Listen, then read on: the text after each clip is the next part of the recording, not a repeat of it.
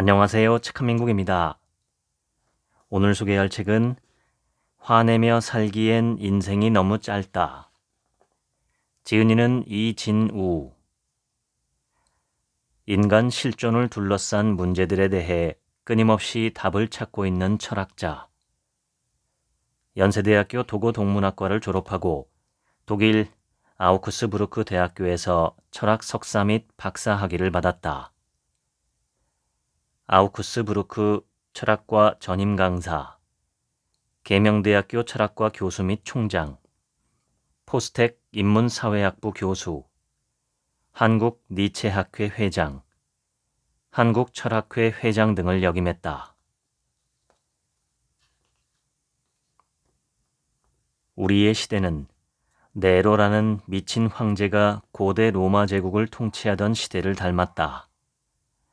칼리굴라, 클라우디우스, 네로에 이르는 시대의 로마는 적의와 분노가 소용돌이치는 불확실성에 빠졌다. 스토아 철학자 세네카는 경쟁심과 적의, 시기와 질투, 분노와 공포가 난무하던 그 시기에 살았다. 미친 황제는 도덕이 실종되고 방향을 상실한 광기의 시대를 상징한다. 세네카는 평생 불안과 공포 속에서 살며 자신의 시대를 성찰하고 좋고 올바른 사람이 나아갈 방향을 모색했다. 세네카는 화에 대하여의 마지막 부분에서 왜 자신의 짧은 인생을 잘 살펴보지 않고 너 자신과 타인을 위해 자신의 삶이 평화로운지 확인하지 않는가라고 묻는다. 스토아 철학은 왕이든 노예든 감옥에 갇히든 쫓겨나든 성공하든 실패하든 상관없이 우리가 직면하는 문제는 똑같다는 사실에 주목한다. 모두가 수많은 문제를 안고 짧은 인생을 살다가 죽음을 맞이하기 때문이다. 현대의 광기는 방향 감각 상실에서 나온다. 미쳤다는 것은 밀쳐졌다는 것을 의미한다. 우리가 걸어야 할 길에서 벗어났다는 것을 말한다. 스토아 철학은 화, 불안, 두려움과 같이 우리의 마음과 성격을 압도할 수 있는 폭력적, 부정적 감정을 다스리는 감정 치료법을 제시한다. 감정 절제와 자아 성찰을 통해 도달하고자 하는 목적은 자유로운 삶이다. 세네카는 이렇게 말한다. 어떤 종류의 노예 상태에서도 자유로 가는 길이 열려 있다는 것을 보여주고자 한다. 자신의 비참한 삶을 끝낼 자유가 있는 사람은 오직 자신의 약한 마음과 잘못 때문에 불행할 뿐이다. 스토아 철학은 1세기와 2세기에 살았던 3명의 위대한 로마 철학자 세네카, 에픽테토스, 마르쿠스 아우렐리우스의 작품에서 발전되었다. 귀족, 노예, 황제로서 그들의 삶은 너무나 달랐지만 철학적 질문은 동일했다. 어떻게 해야 잘 살 수 있는가? 이 문제들은 결국 하나의 핵심으로 귀결된다. 바로 삶의 궁극적 의미와 목적을 찾는 삶의 기술이다.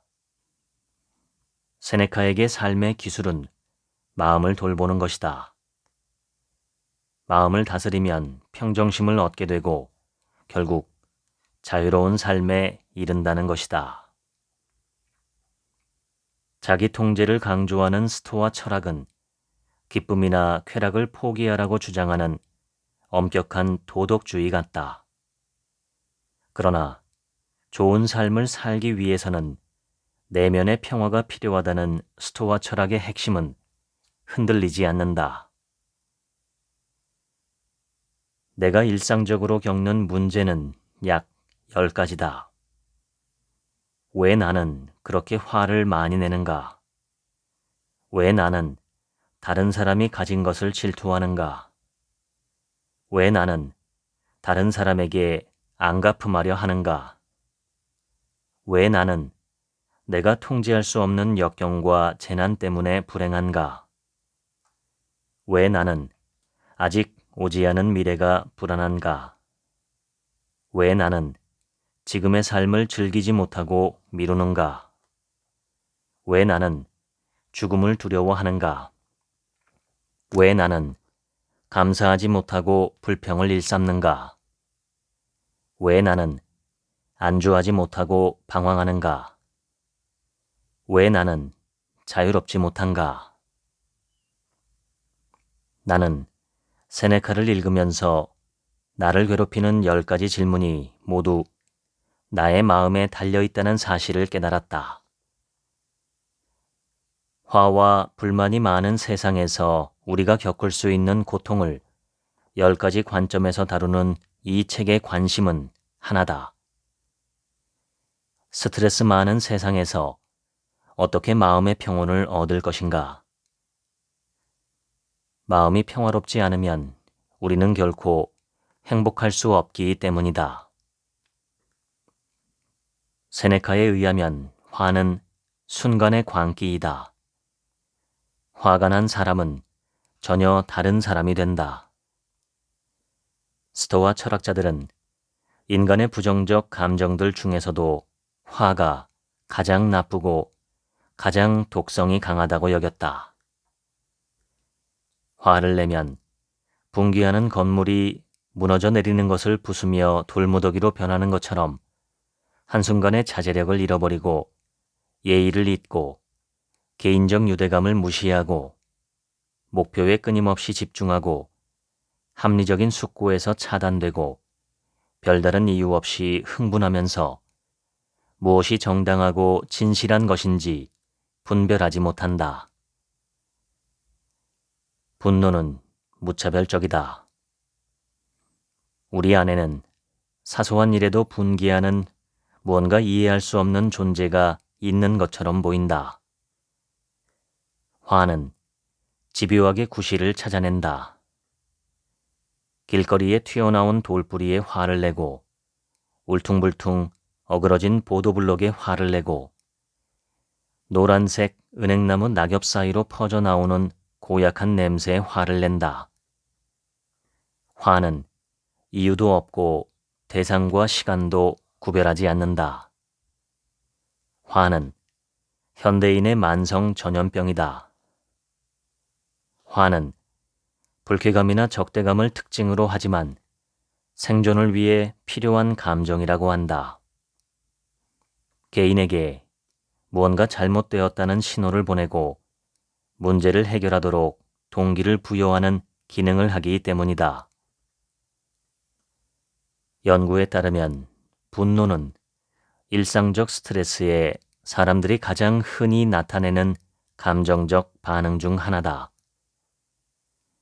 미국 심리학 협회에 따르면 성인의 약 65%가 정기적으로 분노를 경험했으며 상당수가 자주 화를 낸다고 인정했다. 미국에서 약 1690만 명의 성인이 분노 문제를 겪고 있다고 한다.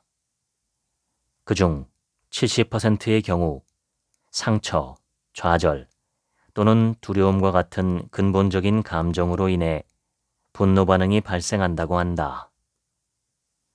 분노는 건강에 해를 끼치고 공감을 감소시키고 공격성을 증가시킨다.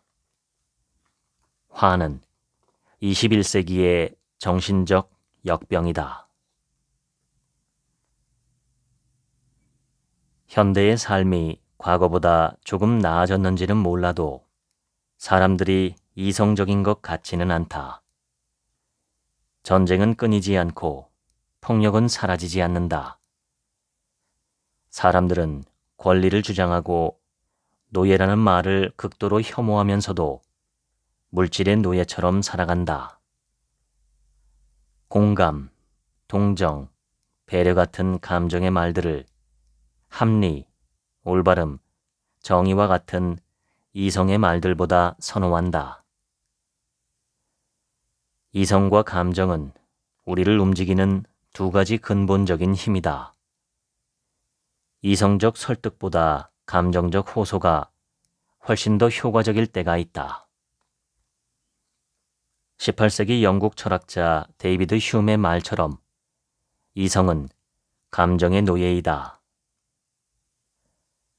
우리는 스토아 철학이 감정을 경험하지 못하거나 감정을 억누른다고 생각한다.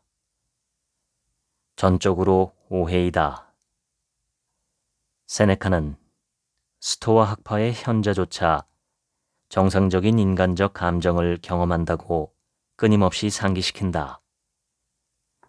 스토아 철학자들도 고통, 슬픔, 분노를 느낀다. 스토아 철학자 에픽테토스는 어떤 열정에도 방해받지 않는 동상처럼 무감각해서는 안 된다라고 말한다. 우리는 화가 언제 찾아올지 알 수 없다. 일단 화가 나면 쉽게 통제하지도 못한다.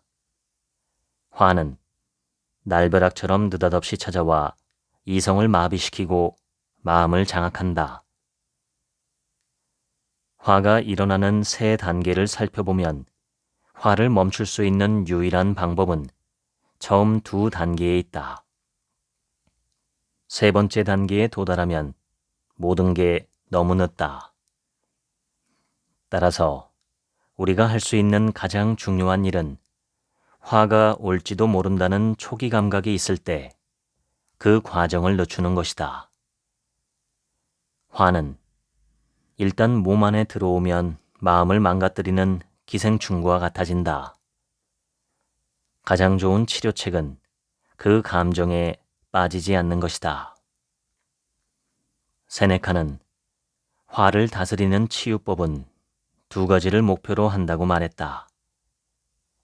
화에 빠지지 않는 것과 화난 상태에서 잘못을 저지르지 않는 것이다. 화라는 경류에 휩쓸리지 않으려면 무엇보다 그 감정에 거리를 두어야 한다. 화의 불길에 기름을 붓지 않도록 해주는 것은 바로 이성이다. 화를 다스리려면 신중하게 생각할 시간을 이성에 주어야 한다. 세네카는 화를 다스리는 가장 강력한 도구는 지연이며 화가 일어나는 세 단계 전체를 늦추는 것이라고 말한다. 감정은 순간적이고 이성은 시간이 필요하다. 느낌은 생각할 겨를도 없이 찾아온다. 외부의 자극에 마음이 일으키는 최초의 움직임은 인상이다. 어떤 대상에 대하여 마음속에 새겨지는 느낌은 우리를 속일 수 있다. 인상에 좌우되어 성급하게 판단하지 않으려면 여유가 있어야 한다. 에픽테토스는 철학자의 가장 중요한 첫 번째 과제는 인상을 시험하고 구별하는 것이라고 말한다. 생각 없이 산다는 것은 인상에 따라 아무 구별을 하지 않고 산다는 것이다. 세상사에 거리를 두면 화낼 일이 별로 없다. 화가 일어나는 것은 어쩔 수 없지만 화가 우리를 통제하도록 내버려 둘 것인지 아니면 우리가 화를 통제할 것인지는 전적으로 우리에게 달려 있다. 1단계 한 걸음 물러서라. 화를 멈추거나 늦추는 가장 좋은 방법은 내가 부당한 일을 당했다는 느낌의 첫인상을 알아차리고 잠시 멈추어 감정이 가라앉을 시간을 주고 감정에 무조건 동의하지 않고 그것이 옳은지 그른지를 검토하는 것이다. 세네카는 화가 날 때 자신의 모습을 거울로 보는 것만으로도 큰 도움을 받는다라고 말한다. 2단계 생각을 재구성하라. 우리를 화나게 하는 것 중 일부는 다른 사람을 통해 들은 말이고 일부는 우리가 직접 보고 들은 것이다. 남들이 우리에게 해주는 말을 너무 쉽게 믿어서는 안 되듯이 우리가 경험한 것에 대해서도 의심해야 한다. 화에 대한 최고의 치유책은 거리두기다. 현대 사회는 화난 사회다. 왜 이렇게 화난 사람이 많은가? 세네카에 의하면 화의 근본 원인은 부당하게 대우받았다는 믿음이다. 무엇보다 다른 사람이 나보다 더 많이 가지고 있다는 생각이 나를 불편하게 할 뿐만 아니라 화나게 만든다. 우리 사회는 돈 이외에는 어떤 가치도 숭배하지 않는 무가치 사회다. 이런 분위기에서 물질적 부후 이외의 가치를 추구하기란 쉽지 않다. 현대에는 시기와 질투심이 자연스러울 뿐만 아니라 오히려 장려해야 할 것으로 여겨진다. 모든 사람이 각자 자기 이익을 추구할수록 사회는 더 좋아진다는 것이다. 사람들은 안분지족이라는 말을 들으면 화를 낸다. 편안한 마음으로 분수를 지키며 만족할 줄 알라는 말은 오히려 우라를 치밀게 한다. 자신의 삶의 한계를 두려면 삶의 목적과 기준이 있어야 한다. 기준은 언제나 한계를 뜻한다. 더 먹고 싶어도 그만두는 게 한계고, 더 많이 가지고 싶어도 그러지 않는 것이 한계다. 어떤 물건을 살 때도 그것이 왜 필요한지 사용 목적을 생각한다. 그런데 현대인들은 단지 돈으로 살 수 있다는 이유만으로 물건을 구매한다. 스토아 철학이 유행했던 옛 로마 시대로 시간여행을 떠나면 우리에게는 로마인의 삶이 별로 낯설지 않을 것이다. 세네카는 헬비아에게 보내는 위로의 편지에서 생생하게 묘사한다. 그들은 먹기 위해 토하고 토하기 위해 먹는다. 지구를 뒤져서 얻은 연애 음식을 소화할 생각조차 하지 않는다. 절제는 구태의연하고 무절제는 신선하다. 세네카는 이러한 가치 전도를 온몸으로 겪었다. 자연은 생물들이 필요로 하는 것을 아낌없이 제공한다.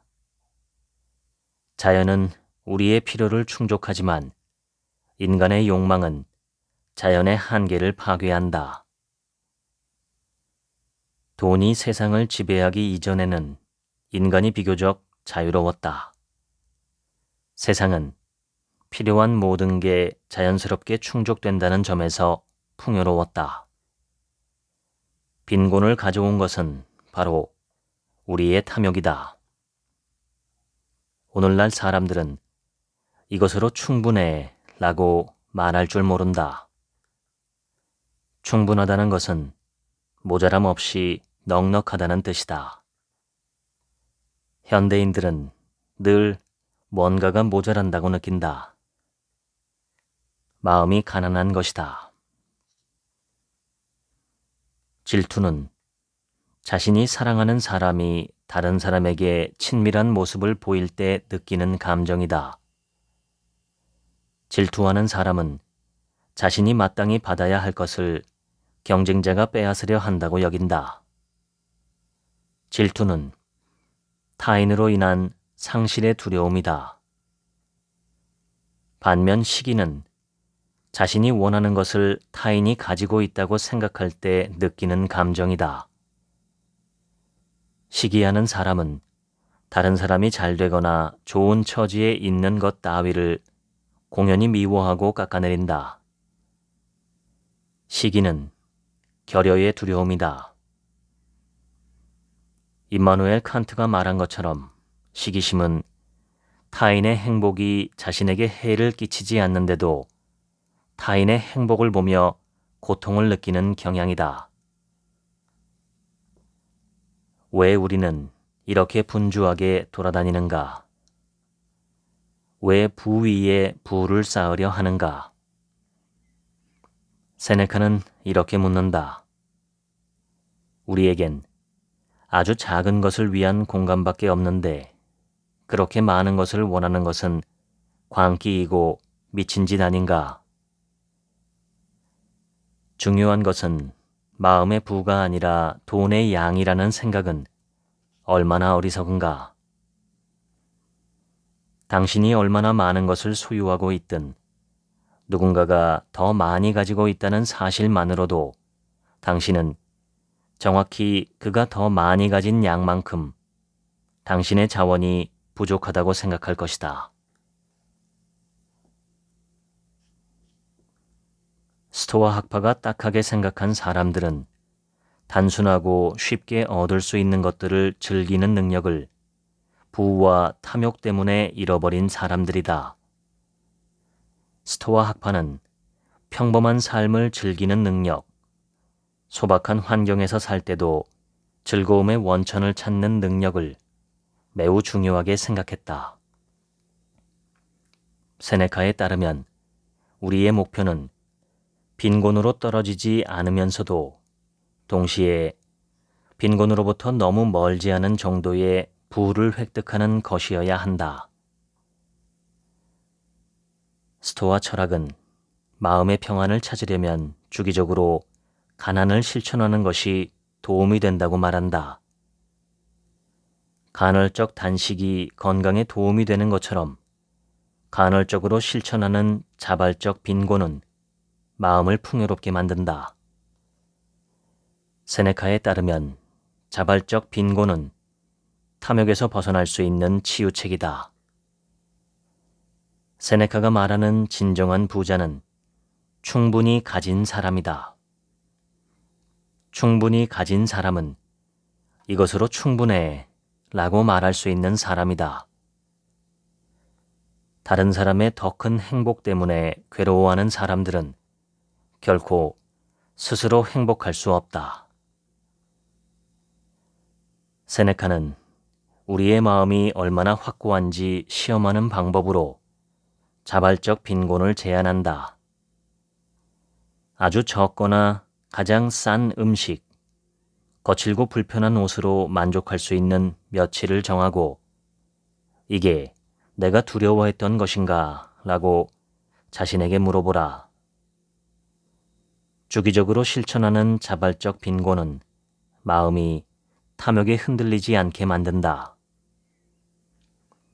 최악의 빈곤은 부유한 가운데서도 가난하다고 느끼는 마음이라면 최고의 부는 한결같은 마음에서 느끼는 자유다. 화는 복수를 원한다. 세네카는 화란 고통에 대해 고통을 되돌려주고자 하는 강한 욕망이라는 아리스토텔레스의 정의를 받아들인다.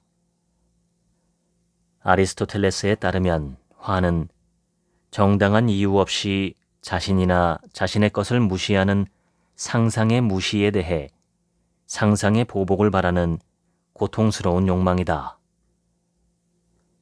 화를 촉발하는 것은 내가 부당하게 무시당했다는 감정이다.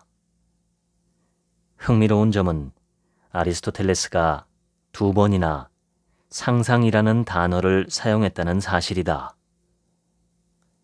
내가 실제로 무시당했는지, 그것도 부당하게 무시당했는지는 중요하지 않다. 내가 그렇게 믿으면 그것으로 충분하다.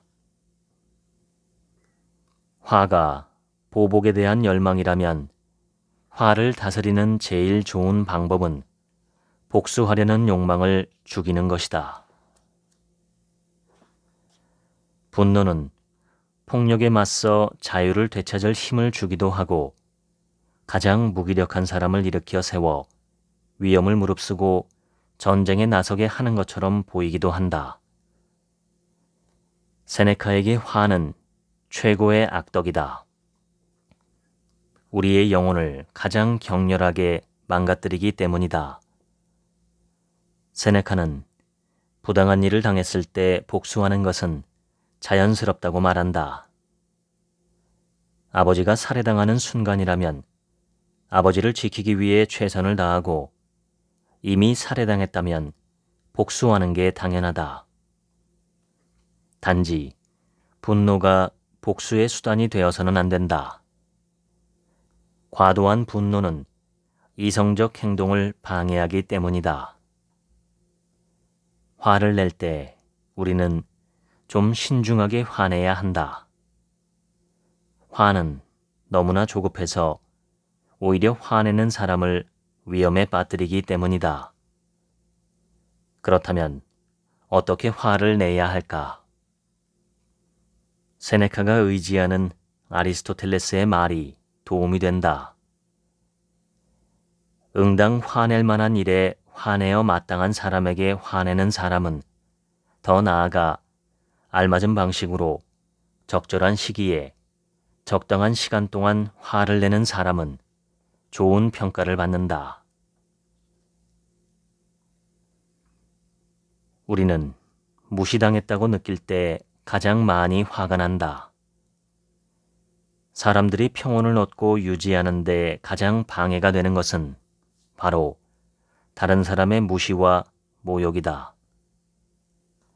사람들은 단지 남이 쳐다보는 것만으로도 모욕적인 감정을 느낄 수 있다. 사람들은 이처럼 모욕에 지나치게 민감하게 반응하는 경향이 있다. 자신을 깔보거나 업신여기는 모욕과 멸시는 언제나 화의 주된 원인이다. 전략 중 하나는 모욕당했을 때 화부터 내지 말고 잠시 멈춰서 모욕한 사람의 말이 사실인지 생각해 보는 것이다. 어떤 사람이 실제로 대머리인 사람에게 대머리라고 비웃는다면 이렇게 자문해야 한다. 자명한 사실을 말하는 게 왜 모욕적인가?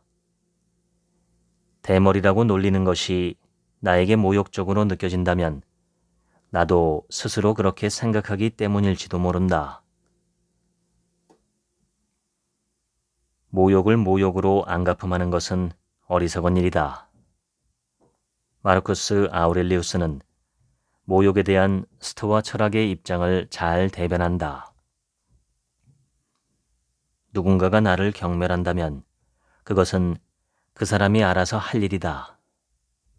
내가 할 일은 경멸받을 만한 말과 행동을 하지 않는 것이다. 누군가가 나를 싫어한다면 그건 역시 그 사람의 일이다.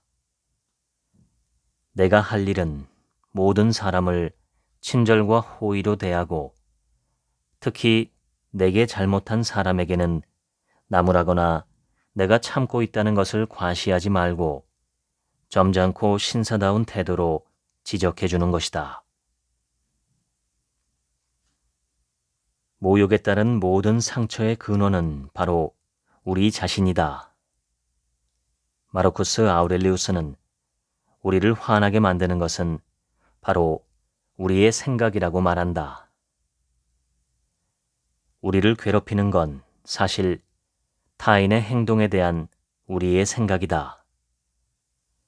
따라서 스스로를 옭아매는 생각을 멈추고 타인의 행동이 나를 괴롭힌다는 판단을 거두어라. 그러면 화는 사그라질 것이다. 에픽테토스는 모욕감을 느낄 때마다 다음의 사실을 기억하라고 말한다. 당신을 모욕하는 것은 당신을 학대하거나 때리는 사람이 아니라 그 사람들이 당신을 모욕한다는 당신의 판단이다. 모든 게 우리의 생각에 달려 있다. 당신이 원하지 않는 한 아무도 당신에게 해를 끼치지 않을 것이다.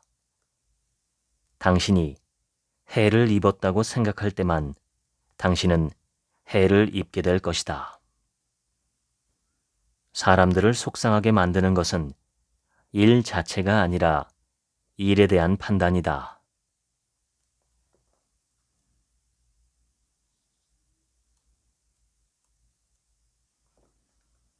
스토아 철학은 역경과 고난이 우리 삶의 일부일 뿐이라는 점을 강조한다. 불행이 없는 행복이 없듯이 역경이 없는 평온한 삶은 존재하지 않는다. 삶에서 불행과 역경을 막을 수 없다면 적어도 역경을 덜 고통스럽게 만들 필요가 있다. 나쁜 일이 일어나는 것을 예견하면 그것을 막을 수 있다. 하지만 우리가 나쁜 일을 막으려고 아무리 노력하더라도 결국 일어날 일은 일어난다.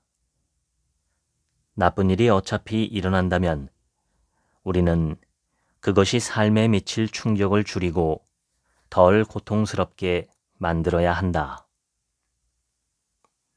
한 사람에게 일어날 수 있는 일은 누구에게나 일어날 수 있다.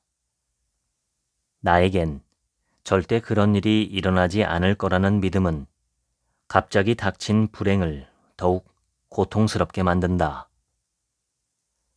고통이 발생하리라고 예상한 사람들은 고통이 닥쳤을 때 덜 고통스러워한다.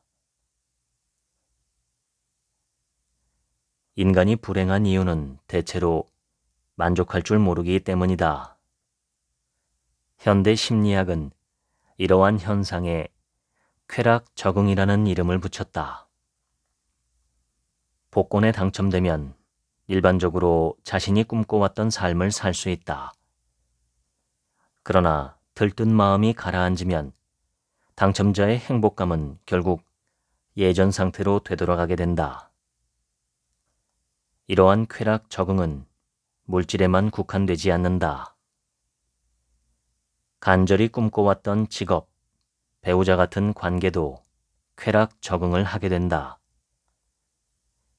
이러한 적응 과정의 결과로 사람들은 만족의 쳇바퀴에 갇히게 된다. 우리는 욕망이 충족되면 행복할 것이라고 믿지만 자신 안에서 충족되지 않은 욕망을 발견하면 불행해진다.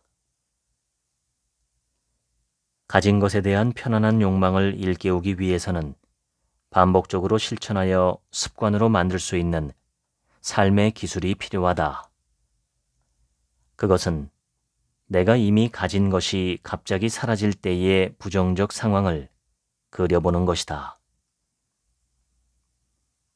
앙증맞은 표정으로 혓자래기 소리를 하는 어린아이의 귀여움은 순식간에 사라진다. 에픽테토스는 무엇이든 기쁨을 느낄 때마다 그 반대를 상상해 보라고 권한다. 아이가 너무 귀여워 얼굴에 뽀뽀하는 바로 그 순간에 아이가 내일 죽을 수도 있다고 생각해야 한다는 것이다. 에픽테토스가 말하고자 하는 것은 지금 가진 것을 당연하게 여겨서는 안 된다는 점이다. 그것들은 모두 잠시 빌려온 것들이다. 스토아 학파는 우리가 통제할 수 있는 것에 집중하라고 조언한다. 에픽테토스는 엔케 이리디온의 말머리를 이렇게 연다. 어떤 것들은 우리의 힘으로 통제할 수 있고 어떤 것들은 그렇지 않다. 우리의 힘으로 통제할 수 있는 것은 의견, 동기, 욕망, 혐오, 한마디로 우리 자신의 행동에 속하는 모든 것이다. 우리의 힘으로 통제할 수 없는 것은 우리의 몸, 우리의 재산, 명성, 직책, 한마디로 우리 자신의 행동에 속하지 않는 모든 것이다. 에픽테토스의 말을 신중하게 생각해보면 우리의 힘으로 통제할 수 있는 게 많지 않다는데 놀라게 된다. 우리의 몸과 떠오르는 생각마저 언제나 통제할 수 있는 게 아니다. 세네카가 말하는 것처럼 무슨 일이 일어나든 그 안에서 좋은 것을 찾아야 한다. 중요한 것은 당신이 직면한 것이 아니라 어떻게 직면하느냐이다. 너무 많이 걱정하는 사람은 현재의 삶을 사실로 받아들이고 사는 대신 대체로 가정법으로 살아간다. 만약 땡땡이면 어쩌지? 라는 악령에 시달리게 된다. 만약 가스 밸브를 잠그지 않았다면 어쩌지? 만약 내가 사랑하는 사람이 갑자기 세상을 떠나면 어쩌지? 만약 내가 타고 있는 비행기가 추락하면 아직 어린 우리 아이들은 어쩌지? 미래에 대한 걱정은 자신이 통제할 수 있는 영역을 넘어 점점 더 통제할 수 없는 쪽으로 뻗어간다. 우리는 현실보다 상상 속에서 더 자주 고통을 겪는다. 실제로 우리에게 영향을 미치는 것보다 우리를 두렵게 하는 일들이 더 많고 우리는 사실보다 생각만으로 더 자주 괴로워한다. 세네카는 통제할 수 없는 미래에 일어날지도 모를 일들을 걱정하지 말고 현재의 순간을 살라 라고 말한다. 스토아 철학에 따르면 그것이 불안과 걱정을 줄이는 최선책이다. 가장 효과적인 방법은 미래에 일어날 수도 있는 일보다 현재 일어나는 일에 주의를 집중하는 것이다. 현대 심리학은 이러한 실천을 마음챙김이라 부른다. 지금 그리고 여기에서 일어나는 일에 집중하도록 하는 것이 바로 마음챙김이다. 에픽테토스는 이러한 행위를 그리스어로 프로소케라고 불렀다. 이미 가진 것에 주의를 기울여라 라는 뜻이다. 에픽테토스는 우리가 통제할 수 있는 것에 세심한 주의를 기울이고 미래와 외부의 사건 그리고 다른 사람의 행동처럼 통제할 수 없는 것에 대한 우려를 무시하거나 버리는 습관을 키워야 한다고 주장한다. 현대인들은 매우 바쁘게 생활한다. 전통 사회에서는 여유 있게 사는 게 좋은 삶의 징표였다면 현대 사회에서는 바쁘게 사는 것이 잘 사는 것이다. 현대 사회는 고속 사회다. 모든 것이 급속도로 이루어진다. 고속 사회의 미덕은 가속화다. 가속화 사회의 특징은 현재의 축소이다. 과거를 성찰할 현재의 시간은 점점 감소하고 미래는 우리가 기대하기도 전에 이미 현재에 와 있다. 해야 할 것을 하면서도 하지 않아도 될 일에 쫓겨 지치지 않으려면 성찰할 시간을 가져야 한다. 바쁘기 위해 바쁜 사람은 결국 시간의 노예가 된다. 고대 사회에서 노예는 일만 하는 사람이었다. 자유를 성찰하는 사람만이 진정한 자유인이었다. 너무 바빠서 성찰할 시간이 없는 현대인은 노예처럼 살아간다. 세네카가 윤리에 관한 서한집을 여는 첫 편지는 당신의 시간을 책임져라 라는 요청으로 시작한다. 당신의 자유를 주장하라. 빼앗기거나 도둑맞거나 흘려보낸 시간을 다시 모아 지켜내야 한다. 가장 부끄러운 것은 바로 우리의 부주의로 잃어버리는 시간이다. 우리가 삶을 제대로 살지 못할 때 많은 시간이 흘러가고 아무것도 하지 않을 때도 시간은 우리를 떠난다. 죽음을 맞이하며 뒤돌아볼 때 충만했던 순간이 많을수록 그리고 그에 가까울수록 사람들은 행복하다고 생각한다. 매 순간을 의미 있고 충만하게 보내는 것은 시간을 모아서 지키는 가장 좋은 방법일 것이다. 살아가는 나날이 사실은 죽어가는 날이라는 사실을 깨닫고 하루하루의 가치를 알고 자신의 시간에 가격을 매길 줄 아는 자만이 지혜로운 사람이다. 주의를 기울이지 않으면 시간은 덧없이 흘러간다. 시간이 죽는다. 시간 죽이기로 보낸 시간은 사실 죽은 시간이다.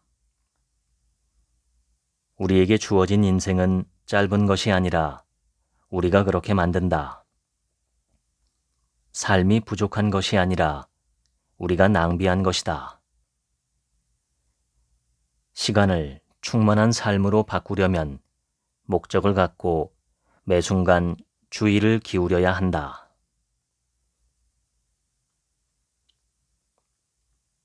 우리는 노예를 육체적, 물리적으로 속박된 존재로 여긴다.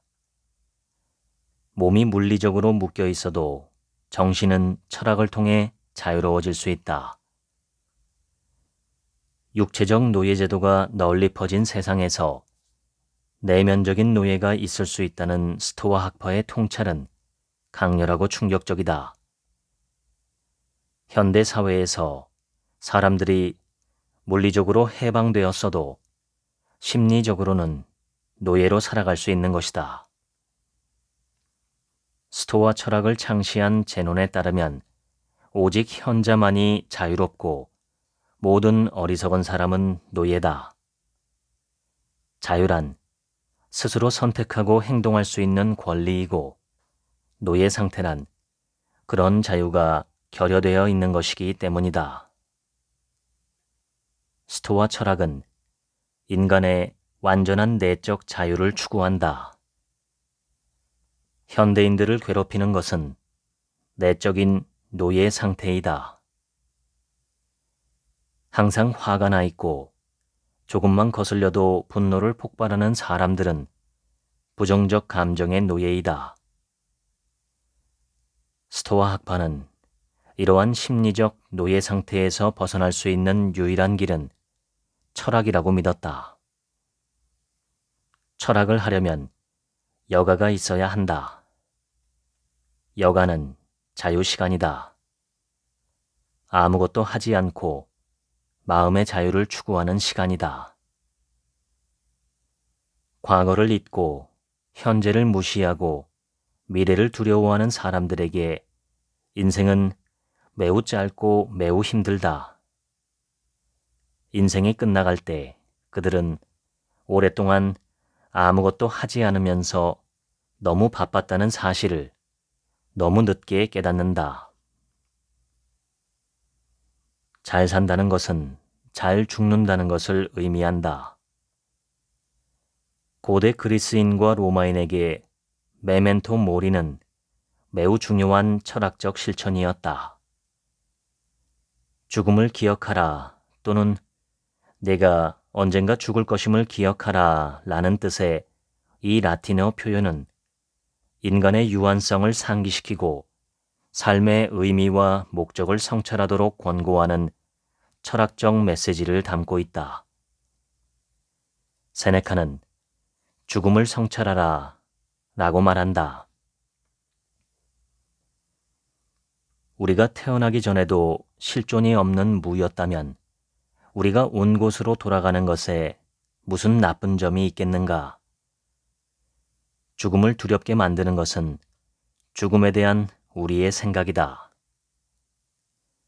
스토아 철학의 핵심은 있을 때 잘하자 라는 것이다. 친구가 떠났을 때에야 친구에 대한 사랑을 느낀다면 무의미한 일이다. 실존할 때 실존의 의미를 깨닫고 실존의 책임을 다하는 것이 우리에게 주어진 과제이다. 그것이 바로 죽음을 성찰하는 이유이다. 죽음은 이 세상을 떠나는 것이다. 우리는 쫓겨나듯 세상을 떠날 수도 있고 자발적으로 떠날 수도 있다. 30여 년간 학교에서 봉직하고 은퇴하는 어느 동료 교수에게 정년 퇴임 축하 인사를 건네자 자신이 마치 쫓겨나는 것 같다는 심정을 토로한 적이 있다. 정해진 이치에 따라 직임에서 물러나는 것인데 어떤 사람은 자연스럽게 받아들이고 또 어떤 사람은 원통하게 생각한다. 본인은 떠나고 싶지 않은데 떠나는 것은 쫓겨나는 것과 같다. 만난 자는 반드시 헤어지기 마련이라는 것을 자연의 이치로 받아들이면 우리는 죽음을 자발적으로 떠나는 것처럼 받아들일 수 있다. 세네카에 따르면 현자는 스스로 떠나는 것처럼 죽음을 받아들인다. 그는 죽는 것을 꺼리지 않기 때문에 삶을 즐길 수 있다.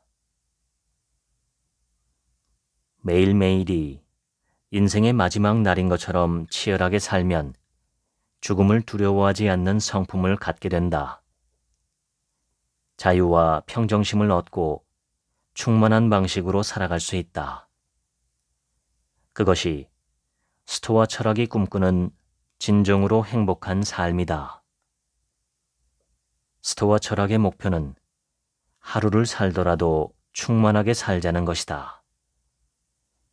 행복한 삶을 사는 것은 수명과 관계없이 충만하게 사는 것이다. 스토아 철학은 진정한 행복을 얻으려면 자신만의 길을 찾아야 한다고 말한다. 바로 이 순간에 진정한 행복에 도달할 수 있다는 것이다. 삶은 하나의 길이고 행복은 그 길 위에 있다. 어떤 사람은 돈이 인간을 자유롭게 만들어준다며 물질적 부에 집착한다. 세네카는 아비와 자식이 싸우게 만들고 암살자들의 손에 검을 쥐어주는 것이 돈이라고 말한다. 장폴 사르트르가 인간을 자유의 선고를 받은 존재라고 한 것처럼 자유는 우리가 인간으로 살 수 있는 유일한 실존 조건이다. 자유는 무엇인가?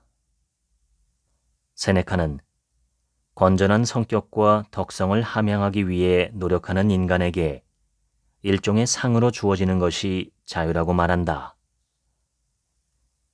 자유가 무엇인지 묻습니까? 자유는 어떤 것의 노예도 되지 않는 것, 충동의 노예도 우연한 사건의 노예도 되지 않는 것입니다. 세네카에 따르면 잘 살기 위해서는 자유로워야 한다. 자유는 그릇된 판단과 극단적으로 부정적인 감정, 화, 충동, 불행, 미래에 대한 불안, 외부적 사물에 대한 욕망의 노예가 되지 않는 것이다. 부정적으로 표현하면 자유는 노예 상태에서 해방되는 것이고, 긍정적으로 표현하면 자유는 온전히 자기 자신으로 살아가는 것이다.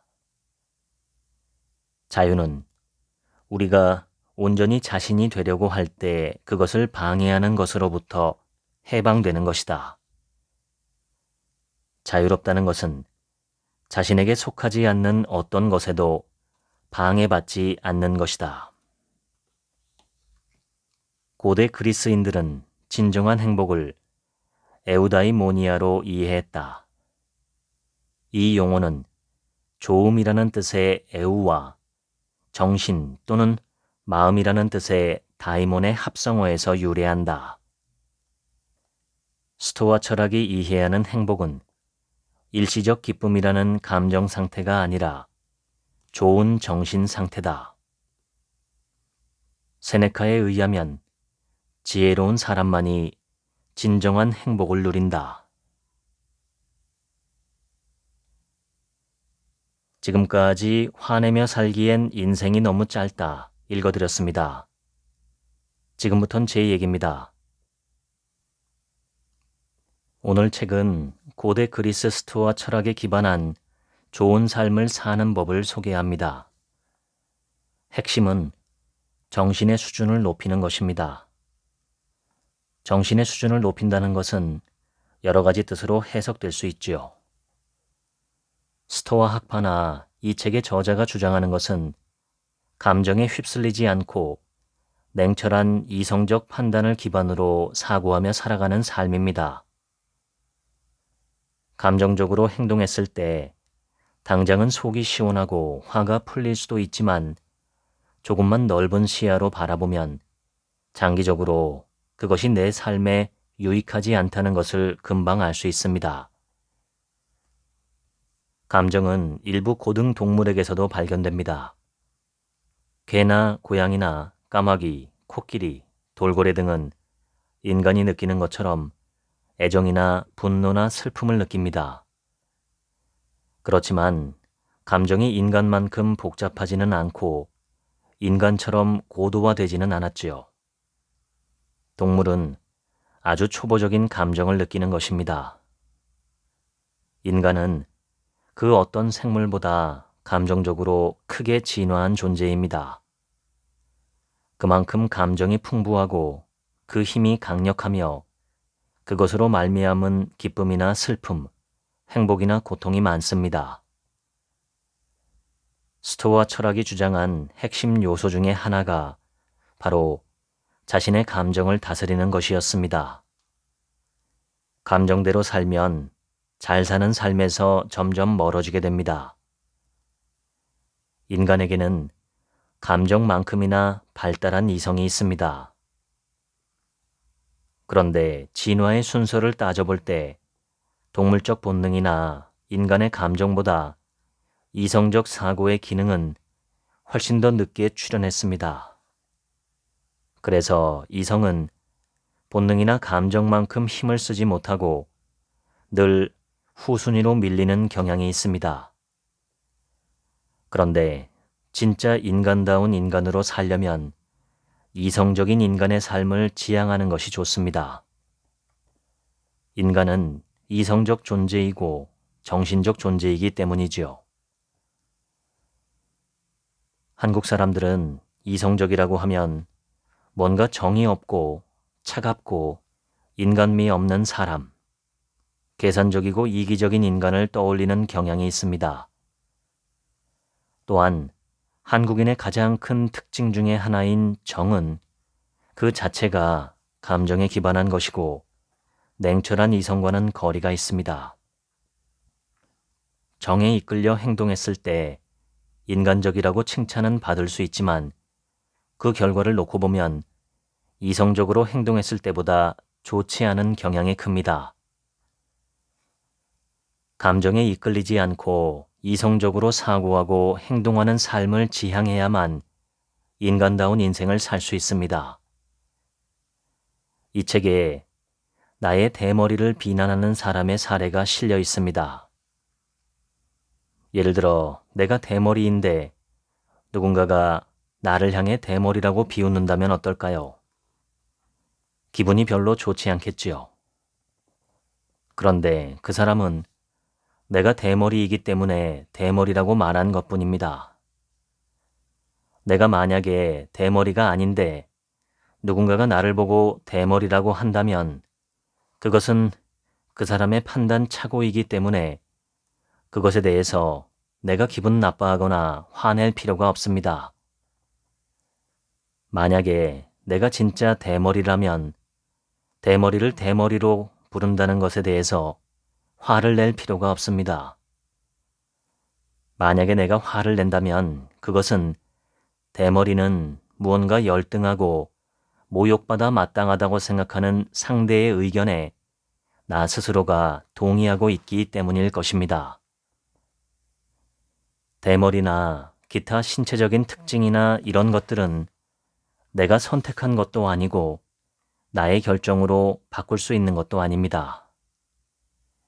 그것은 그냥 각자에게 주어진 피부의 색깔과 같은 것이고 그것으로 인해서 그 사람이 훌륭한 사람이 되거나 열등한 존재가 되는 것이 아닙니다. 남에게서 상처를 받았다고 생각할 때 그 밑바탕에는 그것을 상처라고 인식하는 나의 인식작용이 깔려 있습니다. 비난이나 모욕조차 내가 상처로 보지 않으면 그것은 나에게 상처가 되지 못합니다. 내가 상처를 받는 것은 나에게 상처를 가하겠다는 상대의 의도나 판단에 내가 마음으로 동의할 때만 가능합니다. 인간은 개별적인 정신을 갖고 있기 때문이지요. 오늘 소개한 책의 요지를 아주 간단하게 설명하자면 감정대로 살지 말고 이성적으로 살자는 것입니다. 이는 제가 공부하고 있는 메타 명상과 마음 경영의 주장과도 일치합니다. 감정은 그저 신호등일 뿐입니다. 내게 어떤 정보를 전달하는 신호등입니다. 파란색이면 움직이고 빨간색이면 멈추면 됩니다. 내 앞에 빨간색 신호등이 놓였다고 해서 좌절하거나 상처받거나 분노할 필요가 없습니다. 그것은 시간이 지나면 또다시 파란색으로 바뀌기 때문이지요. 감정은 그저 일종의 신호등이고 어떤 메시지를 전달하는 전령에 불과하다는 것을 꼭 기억하시기 바랍니다. 우리는 그것의 메시지만 수용하고 그것을 바탕으로 판단해서 이성적으로 행동하면 됩니다. 이 방송을 들으시는 당신께서 감정에 휘둘리지 않는 이성적인 인간, 정신적 가치에 무게를 두는 정신적 존재인 인간으로 살아가시면 좋겠습니다. 그것이 바로 인간다운 인간입니다. 지금까지 책 한 민국의 하루치 생각이었습니다. 들어주셔서 감사합니다.